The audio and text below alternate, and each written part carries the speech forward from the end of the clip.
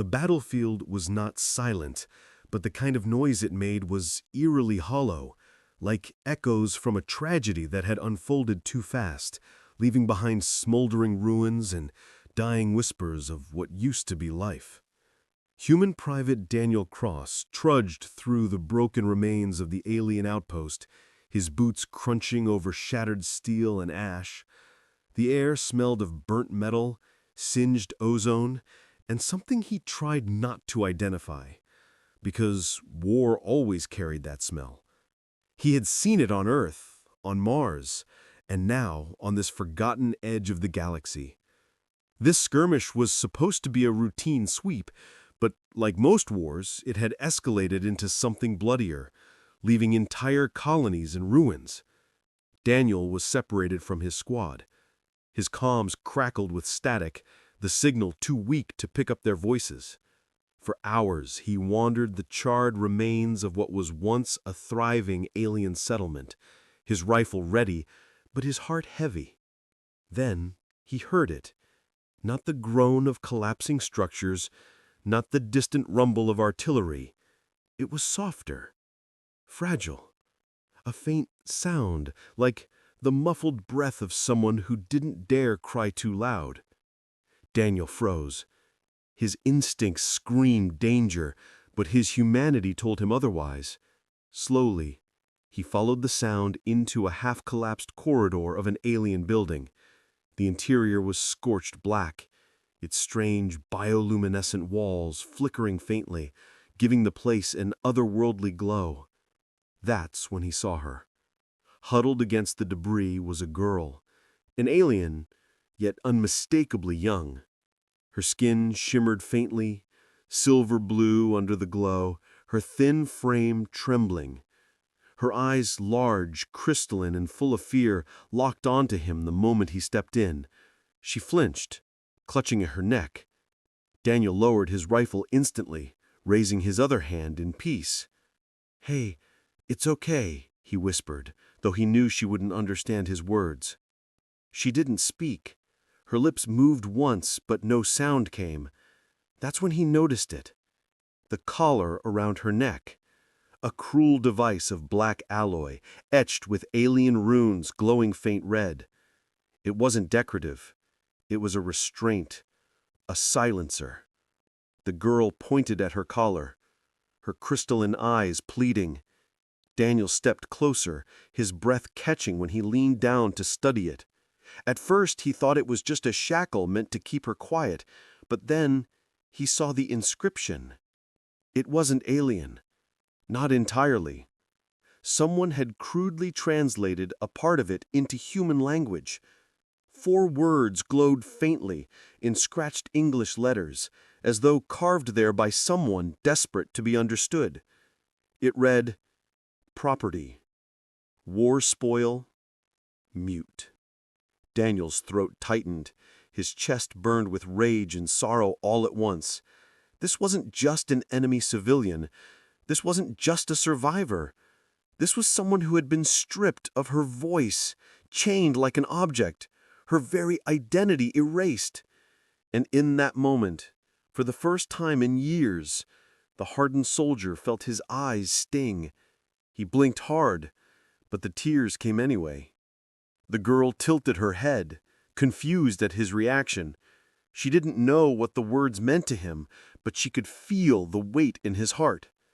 Daniel clenched his fist around his rifle, not in threat, but in vow.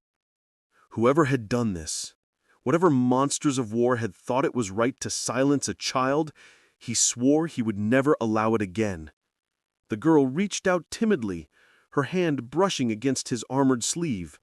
Her touch was trembling, but there was trust there. Fragile, uncertain, but real. And in that ruined building, amidst the ashes of war, Daniel Cross realized this mission was no longer about survival or orders or even war itself. It was about her. The longer Daniel looked at the collar, the harder it was to breathe. He had seen slavery in the outer colonies before. Humans captured by pirates, prisoners traded between factions. But this This was different. The runes were alien, cruelly elegant, yet the crude human translation told him everything.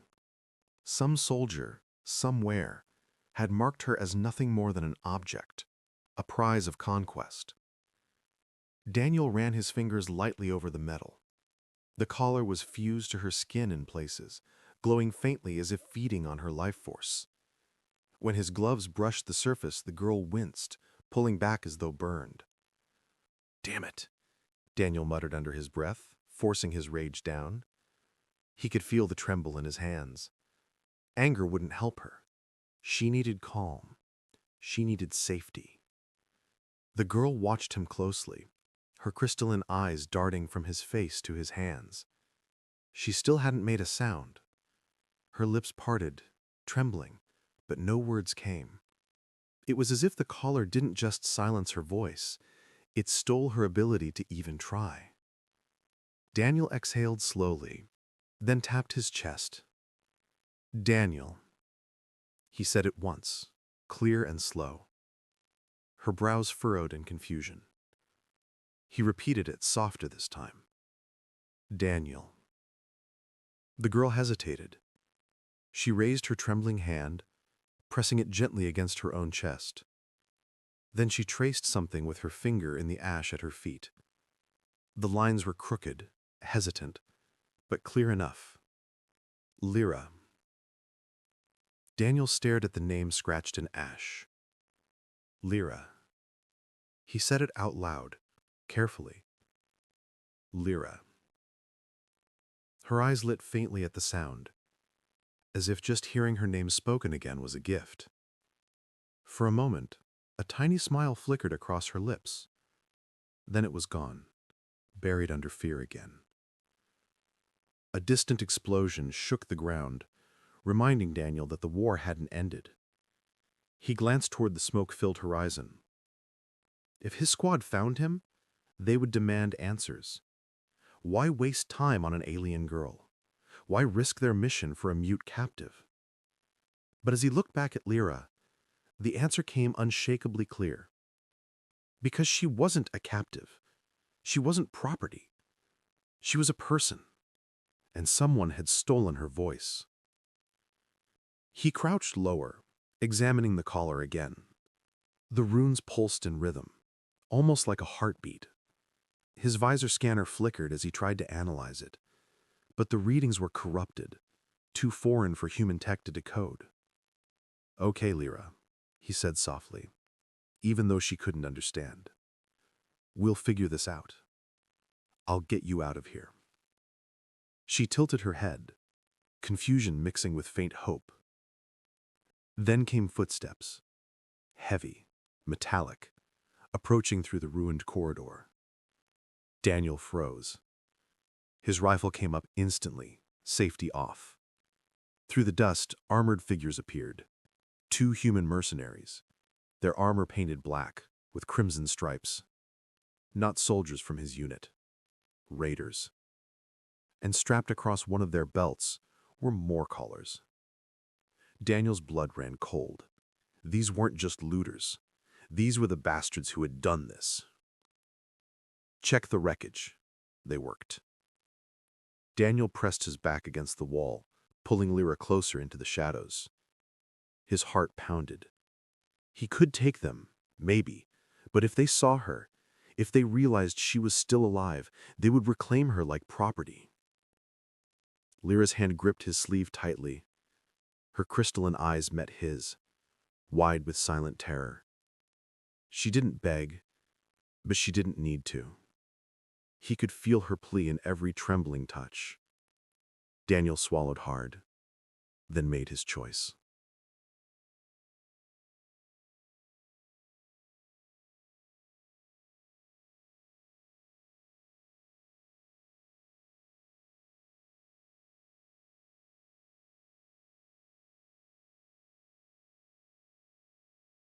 The mercenaries moved through the wreckage like predators, their boots crunching over glass and broken stone. Their armor gleamed faintly in the firelight, each step echoing with brutal confidence. They weren't searching for survivors. They were hunting for property, for prizes, for slaves. Daniel's grip tightened on his rifle. Every instinct screamed at him to move, to act, but years of battle had taught him restraint. Timing was everything. One wrong step, and Lyra would be back in chains, or worse. The girl's trembling fingers dug into his sleeve. Her eyes darted to the mercenaries, then back to him, silently pleading. Daniel gave her the faintest nod, mouthing words she couldn't hear. "Trust me." The raiders stopped near a collapsed wall. One crouched low, scanning the rubble. The other yanked a half-broken drone carcass from the debris, muttering curses. Then his gaze shifted. He squinted at the ground near where Daniel crouched hidden. "Tracks," he growled. Daniel's heart slammed. The mercenary straightened, hand drifting to the collar strapped to his belt. His companion chuckled. "Told you we missed one." That was it. No more waiting. Daniel swung out from cover in one smooth motion. His rifle barked, muzzle flash lighting the shadows. The first mercenary didn't even scream. His chest plate exploded under the impact, sending him crashing back into the rubble. The second spun, shouting, "Contact!" But Daniel was already moving, rolling forward as plasma bolts scorched the wall where he had been. He came up on one knee, aimed, and fired again. The shot punched through the raider's helmet visor, dropping him instantly.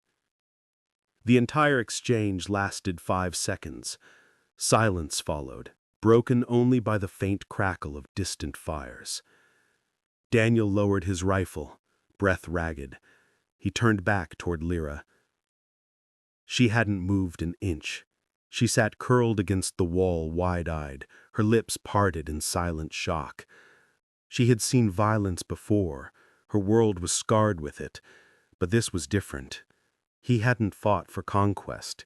He had fought for her. Slowly, Daniel slung the rifle back over his shoulder and knelt beside her.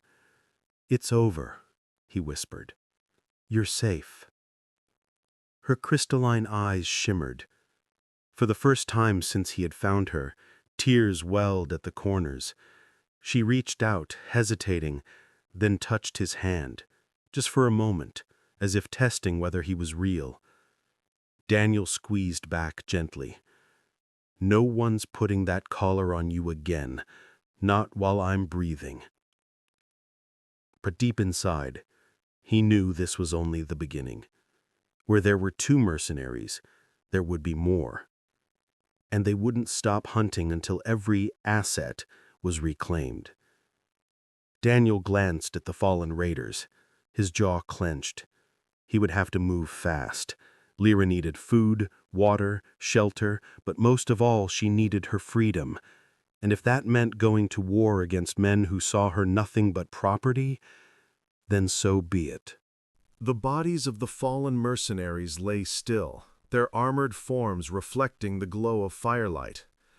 Daniel wiped the sweat from his brow with the back of his sleeve, already scanning the dark alleys beyond. He didn't need to be told. Reinforcements would be coming, and when they did, they would come fast.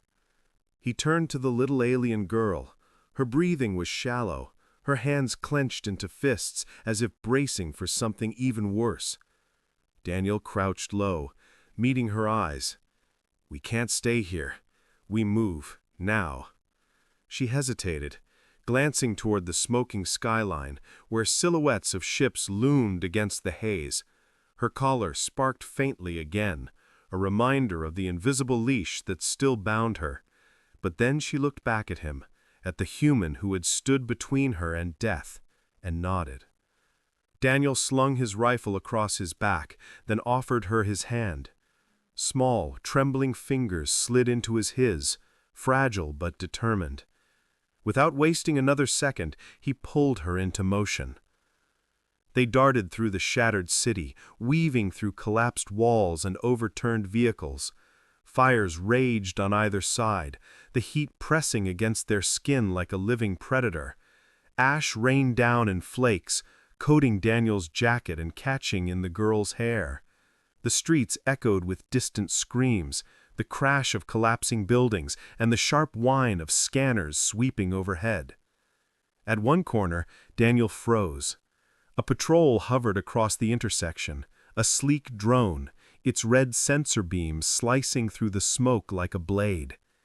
He yanked Lyra into a doorway just in time. The beam swept past, illuminating the dust motes, then moved on. Her eyes widened as she pressed into his chest, clutching his jacket. He whispered, "Quiet. Just a little longer." The drone passed. He exhaled slowly, guiding her forward again. But the fires ahead grew worse. A ruptured fuel line had ignited, spilling across the street like a river of flame. The only way forward was through it, Daniel cursed under his breath. He studied the wreckage, searching for a gap. Heat waves shimmered, turning the street into a furnace. Behind them, the sound of approaching boots echoed faintly. Mercenary reinforcements. Daniel's heart thudded. There was no time left. He shrugged off his jacket and wrapped it tightly around Lyra. "Hold on to me," he ordered, voice ironclad. She clutched him, trembling. Daniel drew a deep breath, then charged. Flames roared as they plunged through, heat searing his exposed skin. For an instant, he thought the fire would consume them both, but then they burst free on the other side, gasping, alive. His arms burned, his shirt smoldered in patches, but he didn't stop. The girl's crystalline eyes shimmered with awe as she looked up at him. Even through fear and exhaustion, she seemed to understand. He was burning for her freedom, willing to risk himself without hesitation. Behind them, the patrol drone's alarm blared and shouting voices carried through the smoke. Daniel gritted his teeth, pulling Lyra into a side passage, deeper into the labyrinth of ruins. For now, they had escaped, but the hunt had only begun.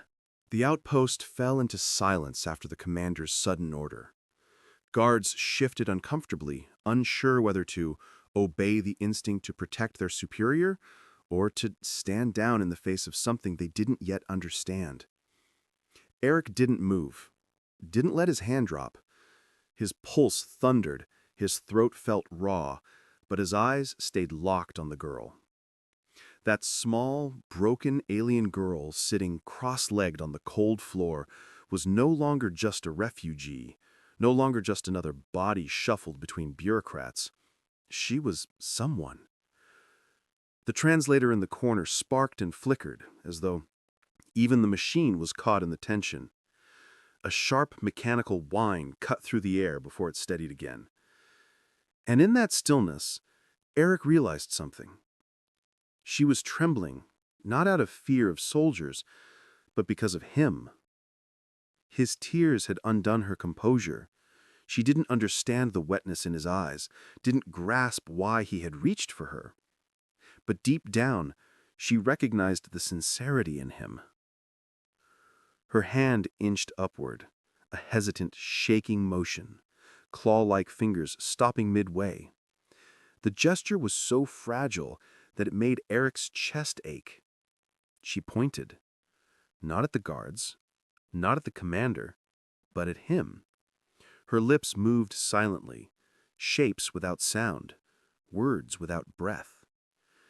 Eric leaned closer, desperate to catch something, anything. His instincts screamed to stop, that she was dangerous, that proximity to unknown species could end poorly, but his heart overrode every calculation. "Say it," he whispered, even though he knew she couldn't. "Please, just try." The girl's throat quivered, but nothing came out. Her chest shuddered like an engine trying to turn over with no fuel. She coughed silently and shut her eyes tight, as if ashamed. And then she touched her collar. It was a small press of her palm against the strange device at her throat, the same one that bore the etching Eric had read earlier. The moment her fingers brushed it, the collar pulsed faintly, blue light rippling like veins under translucent skin. The translator in the corner responded, buzzing, screeching, then shifting. One broken word emerged. Then, k. The sound wasn't hers. It wasn't her voice. It was jagged, mechanical, dragged through static, but it carried weight like thunder. The guards startled. One of them muttered, "Did she?" But his voice was swallowed by the tension. Eric froze. His knees went weak. He wanted to collapse right there, because that one stuttering syllable carried everything he had read on the collar, every ounce of pain, gratitude, desperation. His tears fell freely now, and he didn't bother wiping them away. The girl lowered her head, as though bracing for punishment. She expected him to recoil, to sneer at the ugliness of her broken voice, but instead, Eric stepped forward and knelt in front of her. Slowly, carefully, he placed his hand over hers, pressing her palm harder against the collar. "Do it again," he begged. "Please, don't stop." Her luminous eyes widened at him, confused by his insistence. But something in his raw desperation pierced the walls she had built around herself. She pressed harder. The collar buzzed again, stuttered, sparked. "You?" The two fragments joined in Eric's heart like puzzle pieces that had been waiting years to meet. "Thank you." He couldn't hold back anymore. He bowed his head until his forehead touched hers, ignoring the sharp intake of breath from the commander behind him. His hands shook violently as he whispered, "No, thank you." The room shifted. Even the guards, hardened veterans who had seen carnage beyond description, felt the gravity of what had just happened. This wasn't a prisoner. This wasn't an enemy. This was a survivor reaching through silence to bridge the abyss. The girl, stunned, blinked rapidly. She had not expected gentleness. Not here. Not ever again. A warmth spread through her chest, an alien warmth she didn't have a word for. Her hand moved again, fumbling, silently. The collar sparked. "Save?"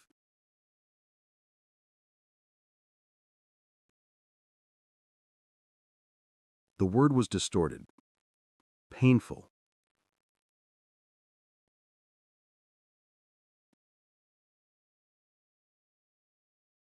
The outpost felt different after that night. Soldiers who had once glanced at the mute alien girl with suspicion now stole uncertain looks at her, as though they weren't sure what she was anymore. Threat, ally, or something else entirely. For Eric, the world had narrowed to just her. Every tick of the chrono, every hum of the machinery, every feigned sound beyond the door was background noise. His focus was on her trembling hands, the collar's faint glow, and the few broken syllables that had slipped out like fragile jewels. Eric had been given 24 hours by the commander, 24 hours to prove she was more than dead weight. He didn't know what counted as proof, but he knew that if there was a chance to reach her, to help her speak again, then he would fight for it. The alien girl sat cross-legged on the cold floor, her head tilted slightly, eyes following Eric like he was the only stable thing in her universe. She was delicate, yes, but not weak. Up close, he noticed faint patterns etched into her skin, not tattoos, not paint, but scars. Lines curved across her arms and shoulders, symbols carved by deliberate hands. His chest tightened as he realized these weren't marks of culture, they were marks of ownership. He moved slowly, raising his hand. "May I?" he asked softly. He knew she didn't understand most of his words, but tone could carry meaning where language failed. She hesitated, then offered her arm. Eric's calloused hands brushed the ridges of the scars. The shapes repeated in a rhythm, almost like text. His soldier's mind, trained in code-breaking in enemy languages, recognized it as something more than random cruelty. This was writing, not words written for her to read, but for others to claim. She had been marked, catalogued, branded as a possession. Eric bit the inside of his cheek until he tasted blood. His hands shook, and he clenched them into fists. "They did this to you?" His voice cracked. "They wrote on you like you were a thing?" The alien girl tilted her head, reading the emotion in his tone. Slowly, she reached for his wrist. His touch was feather-light, almost apologetic, as though she wanted to comfort him for being in pain. Her collar flickered. Slave. The broken word shuddered into the air before collapsing into static. The translator coughed and sputtered, unable to fully render it, but Eric heard enough. His throat burned. His fists tightened until his knuckles turned white. "Not any more," he whispered fiercely. His eyes locked on hers. Her luminous eyes shimmered, as though moisture was welling up in them, though whether they were tears or some alien response, he couldn't tell. Still, he recognized the look, disbelief and fragile hope battling inside her. Eric leaned closer. "Can you show me? What happened? Your people?" She looked down. Her shoulders trembled. For a moment he thought she would close herself off again, but then slowly, her clawed fingers traced across her scars on her arm in sequence, as though replaying memory. Her body moved stiffly, pantomiming something with her hands. Ships descending from the sky, fire raining down, figures marching. Eric's mind pieced the fragments together. A raid. Conquest. They came for her people, collared them, branded them, stole their voices to keep them docile. And she survived. Alone. His stomach nodded. The galaxy was full of cruelty, but this, silencing a race by force, it was annihilation of identity itself. The girl's hand faltered halfway through her silent story. She pressed her fingers against her throat, face twisting with frustration. She wanted to say it. She wanted to give him the whole picture. Her chest heaved with the effort, but only silence came. Her collar flickered once, sparked, and then went dead. She froze, wide-eyed. The faint glow at her throat dimmed to nothing. "No, no, no," Eric muttered, leaning in. He tapped the collar gently. "Come on, work." The girl clutched at it, panic flashing across her face. Her silent gasps made Eric's chest ache. It wasn't just a tool. It was her only fragile thread of expression, and now it had failed her. Eric caught her wrists gently but firmly. "Hey, look at me." She stilled, her breath ragged, her wide eyes locked on his. "You don't need this thing," he said, tapping the collar. "Not with me. We'll find another way." His words meant nothing to her, but his tone, his steady gaze, and his hand covering hers, those spoke louder. Slowly, her frantic trembling eased. Eric let out a shaky breath. "All right. If they stole your voice, then I'll give you mine until you find yours again." He reached for his datapad and began sketching crude pictures, symbols for food, water, danger, safe. She watched with tilted head, curious, her eyes darting from his hand to his face. When he drew a simple stick figure holding out a hand to another, she paused. Her claw traced the figure carefully. Then she lifted her finger and pointed to herself, then to him. Eric's throat tightened. His voice broke when he whispered, "Yes, Us. The silence that followed wasn't empty.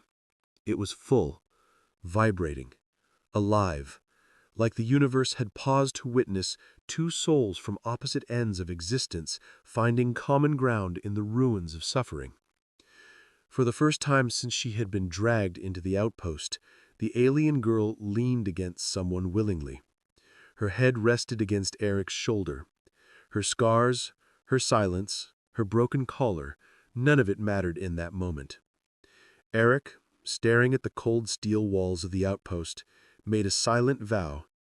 He would not let the galaxy consume her. Whatever it took, he would protect this fragile spark until it had the chance to burn bright again.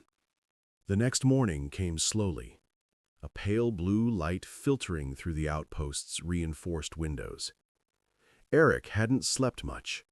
His mind replayed the images the girl had shown him, the ships descending, the burning skies, the silent screams locked behind collars. He woke with the weight of her story pressing on his chest. When he stirred, he found her already awake, curled into the corner like a small shadow. She wasn't trembling now, just waiting, watching, always watching. Eric rubbed the fatigue from his eyes and tried to smile. Morning. Of course, the word meant nothing to her, but tone mattered. She blinked slowly, then tilted her head. A tiny, almost imperceptible mimic of his smile curved her lips. That fragile echo lit something inside him. All right, he murmured, pulling the datapad closer. Let's try this again. He drew quickly, a stick figure holding a round shape. Food. Another figure pointing at it. Want. Then he drew two figures together, the lines of their hands touching. Trust. Her glowing eyes followed every stroke, her claws curling slightly against the floor. When he finished, she leaned forward, hesitant, and tapped the sketch of trust. Then she pointed at herself, and then at him. Eric's chest clenched. Yes. Trust. His voice was raw. I trust you too. Her collar sparked faintly. The glow was dim, unreliable, but it flickered as though straining to channel the meaning she so desperately wanted to share. Trust. The sound was broken, static-filled, but unmistakable. Her first deliberate word. Eric's throat closed up. His eyes burned. He laughed once, a sound full of disbelief and relief all at once. That's it! You did it! She startled at the sudden joy in his tone, then blinked, and a strange sound came from her throat. Not words, not yet, but a soft hum, a sound that almost resembled laughter. Eric felt the edges of his world shift. Okay, he whispered, leaning closer. Let's keep going. They worked for hours. He drew pictures, pointed, exaggerated gestures, making himself a fool just to make her understand.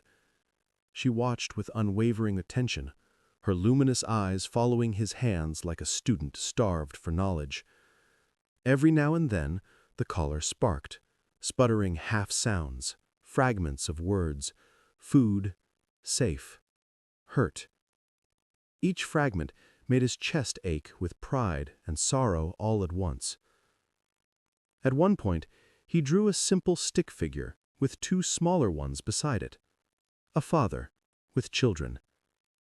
He hesitated, his pencil hovering, the ache of memory pressed at his ribs, but he forced himself to finish the drawing. The girl tilted her head, studying it. Slowly, she touched the smaller figures, then glanced up at him. Eric swallowed hard. His voice cracked when he said, "They're gone." The collar flickered. She tapped her chest lightly, then pointed at the drawing, as if asking, "You?" He nodded once, stiffly. His throat felt raw. For a moment, silence stretched. Then she crawled closer and placed her small hand over his. Her claws pressed lightly against his skin, not in harm, but in solidarity. Eric exhaled shakily. "Thank you," he whispered. The outpost wasn't silent, not really. There was always the hum of engines, the echo of boots in distant halls, the occasional bark of orders. But in that little corner, it felt like they had carved out a world of their own, bound not by words, but by understanding. By evening, she had managed 2 full words, halting and broken, but her own. Trust and safe. Each time she spoke them, it was as if she was rebuilding a piece of herself, taking back something that had been stolen. When Eric left briefly to fetch food, he returned to find her waiting at the door, her luminous eyes fixed on him. As soon as he stepped inside, she whispered with painful effort, "Safe." He froze in the doorway, stunned. She had said it not as a request, not as a question, but as a statement, a truth. Something inside Eric broke and mended all at once. He set the food down carefully, sank to his knees in front of her, and whispered, "Yes. With me, you're safe." Her lips curved into the smallest, most fragile smile. That night, when exhaustion finally claimed him, he felt a weight shift gently against his arm. The alien girl had curled beside him, head resting lightly against his shoulder. For the first time since the day she was dragged in with chains and silence, she allowed herself to sleep without fear. And for the first time in years, so did he. The following morning, the fragile piece Eric and the alien girl had built cracked under the weight of the world outside their little corner. Eric had just finished coaxing another broken word from her when the heavy stomp of boots echoed through the corridor. The girl froze instantly, eyes wide, her small frame pressed tight against the wall. Eric felt her claws dig into his sleeve like a frightened child clinging to the edge of safety. The outpost door slid open with a hiss, and Commander Hale strode in, all rigid posture, square jaw, and eyes sharp as daggers. His gaze swept the room once, landing on Eric, then on the girl. "I see you've made friends," Hale said, his voice cold. Arik rose to his feet slowly, instinctively putting himself between the commander and the girl. "She's not a threat, sir." "Not a threat. She's a prisoner of war, a thing, collared and caged for a reason." The girl whimpered softly, curling in on herself. Eric's gut twisted. He stepped forward. "She's a child." Hale's eyes narrowed. "She's an alien. And you, Lieutenant, are forgetting where your loyalties lie." The words cut deep, but Eric didn't flinch. He thought of the trembling hands pressed over his, of her broken whisper, "Safe!" "She's not an enemy," Eric said firmly. She's just scared." Hale's boots thudded against the floor as he closed the distance. "You think you can play savior? This isn't some charity mission. Our supplies are stretched thin. Food, medicine, quarters. They're for our people, not strays." Eric clenched his fists. He could feel the girl's luminous eyes burning into his back, watching, waiting. "She's learning to speak again," Eric said, his voice tight. "The collar's damaged, but she's trying. She's not some animal. She's intelligent, she's aware. And she's the enemy." Hale snapped, cutting him off. "You've gone soft. I won't let this pet of yours jeopardize my outpost." The girl's collar sparked faintly, as though responding to the surge of fear. She whimpered, whispering one halting word, "Safe." The single syllable rang through the room like a gunshot. Hale froze. His eyes widened slightly, then narrowed again. Did she just— Yes, Eric said, stepping protectively in front of her. She can speak. She understands. She trusts me. Hale's jaw tightened, his fists clenching behind his back. You're treading dangerous ground, Lieutenant. The Council doesn't care if she whispers safe or help or sings lullabies. To them, she's nothing but leverage or a liability. Eric's voice grew rough. Then the Council is wrong. The silence that followed was suffocating. Hale's glare was the kind that could strip paint off metal. Finally, he spat. I'll give you 3 days. 3 days to prove she's worth keeping alive. Otherwise, I put her on the next transport to the holding pits. The girl made a sound, low, keening, desperate. She didn't understand the words, not all of them, but she understood tone, intent, and the sharpness of danger in the air. She clutched Eric's sleeve, whispering again, "Safe." Eric placed a steadying hand over hers. She is safe, with me. Hale didn't reply. He turned sharply on his heel, his cape snapping behind him, and left with the hiss of the door sealing shut. The silence after his departure was deafening. Eric knelt down, meeting the girl's trembling gaze. Hey, don't worry. I'm not going to let them take you. Her glowing eyes shimmered with unshed tears, her lips forming a broken whisper. Trust. Eric pulled her gently into his arms, his throat burning. Always. But inside, his mind was a storm. He had 3 days. 3 days to prove her worth, or she'd be gone forever. The outpost at night was a tomb of steel and silence. Most soldiers used the downtime to sleep or drink away the tension of the frontier. But Eric stayed in his quarters with the alien girl, a dim lantern casting a soft glow over them. He had pushed his rations across the table, urging her to eat. She nibbled slowly, her collar pulsing faintly with light, as if straining against its cruel function. He had 3 days. 3 days to prove to Hale and the Council that she wasn't some liability, but a person. And in that quiet chamber, with no one but her watching him with those wide, luminous eyes, Eric understood that words would be his weapon. Food, he said slowly, touching the plate. Food. The girl tilted her head, studying his lips, then whispered softly, Food? His chest tightened at the sound. Her voice was still broken, halting, but clearer than before. He smiled. Good. Yes, food. He tapped his chest. Eric. Then he gently pointed at her. You? She blinked, hesitant. Her fingers brushed the collar at her throat as though ashamed. Then, in a cracked, trembling whisper, Kari? Eric's heart nearly stopped. It was the first time she had offered a name. Her name. Kari, he repeated softly, reverently, as though speaking sacred truth. Her face lit with something shy, fragile, but radiant. Hope.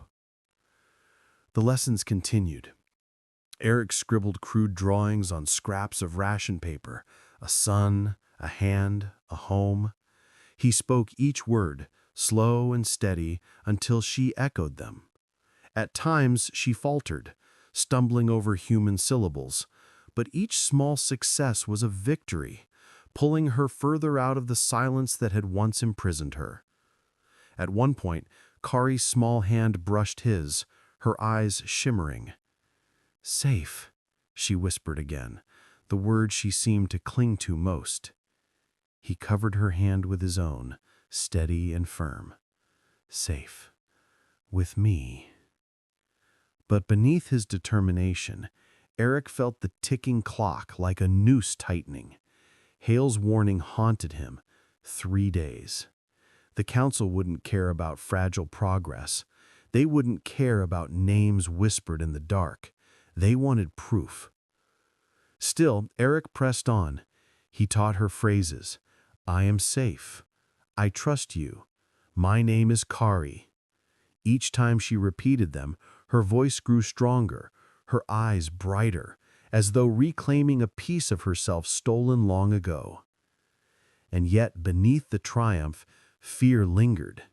She still flinched whenever boots echoed in the corridor. She still trembled at the hiss of doors opening, afraid Hale or another soldier would drag her away. And Eric, watching her cling to him like the only anchor in a hostile universe, realized he wasn't just trying to save her, he was trying to save himself, his humanity, his belief that even in war, compassion mattered. When sleep finally took her, curled on the small cot with her collar faintly glowing in the dark, Eric sat awake beside her, his mind a battlefield. 3 days. How do I show them? How do I make them see what I see? The answer, he realized, wasn't in words alone. He would need to show them something undeniable, something that even the cold council couldn't dismiss. For now, though, he let himself breathe, listening to Kari's soft, fragile breaths fill the silence. He whispered her name once more into the dark, like a promise. Kari. And though she was asleep, he swore he saw the faintest flicker of a smile on her lips. The soldiers and villagers sat around a fire, the air heavy with silence and the faint crackle of flames. The alien girl's collar, once a mark of silence and subjugation, now hung around her neck only as a reminder of what she had endured.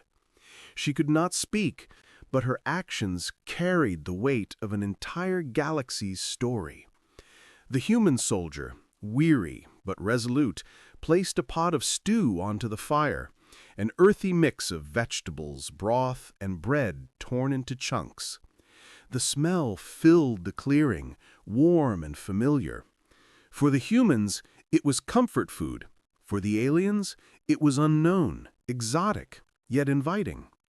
The girl sat beside him, her wide, luminous eyes studying every movement. When he handed her a bowl, she hesitated, then touched it to her lips. The warmth spread through her like sunlight breaking through a storm. Tears welled in her eyes, not from pain, but from a sense of belonging she had never known. One by one, the aliens began to eat. Their rigid posture softened. Their eyes met the humans, and suspicion gave way to cautious curiosity. No treaties were signed, no grand speeches made. Instead, it was a shared meal that wove together two worlds, silencing centuries of mistrust with the language of food and compassion. The mute girl leaned her head against the soldier's arm. She still could not speak, but her silence was no longer an emptiness. It was trust. As dawn rose, the two groups stood together, no longer as enemies, but as companions who had tasted something greater than fear, the possibility of peace. The collar that once bound her was now only metal. The bond they had forged around a meal was unbreakable. And for the soldier, every spoonful that night was more than just food. It was a promise that humanity's greatest strength had never been its weapons, but its heart.